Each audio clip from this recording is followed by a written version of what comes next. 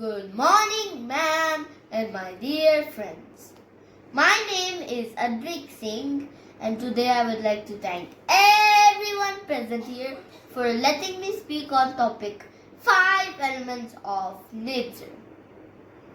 Nature means the natural world. Our universe mainly consists of 5 elements.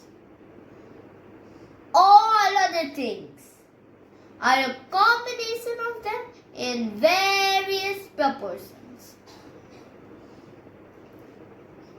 The elements are air, water, earth, fire and space.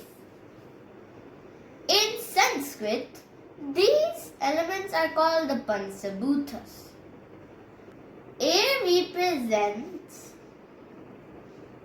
expansion, communication and movement. Water represents fluidity, adaptability and change. Earth represents solidity, stability and grounding. Fire represents energy, passion and transformation.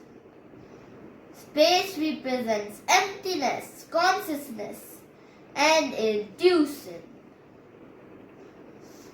Earth, fire and water are tangible things which can be touched or seen.